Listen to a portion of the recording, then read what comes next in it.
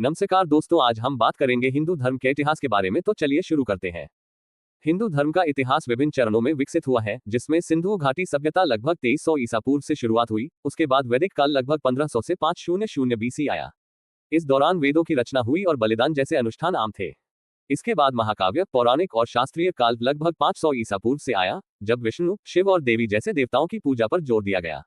हिंदू धर्म का कोई एक संस्थापक नहीं है, यह विभिन्न परंपराओं, विश्वासों और विचारों का एक मिश्रण है, जिसे सनातन धर्म भी कहा जाता है।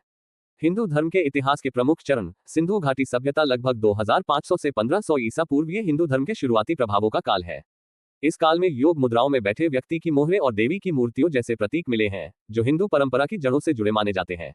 वैदिक काल लगभग 1500 से 500 बीसी। इस काल में प्राचीन वेद की रचना हुई, जो हिंदू धर्म का पहला लिखित आधार है। इस दौरान अनुष्ठानों जैसे यज्ञ और मंत्रोच्चार का प्रचलन था। महाकाव्य, पौराणिक और शास्त्रीय काल लगभग 500 बीसी। इस अवधि में देवताओं जैसे विष्णु, शिव और देवी की पूजा को अधिक महत्व मिला। धर्म, संसार, कर्म और मोक्ष जैसी अवधारणाएं विकसित हुई।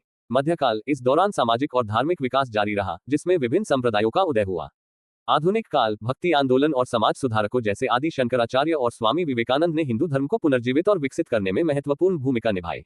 हिंदू नाम की उत्पत्ति। हिंदू शब्द की उत्पत्ति फौसियों द्वारा सिंधु नदी के नाम पर की गई थी, जो स को ह कहते थे। शुरुआत में यह एक भौगोलिक शब्द था, जो सिंधु नदी के आसपास रहने वाले लोगों को दर्शाता था। समय के साथ यह उन परंपराओं को दर्शाने लगा जो इस क्षेत्र में प्रचलित थी।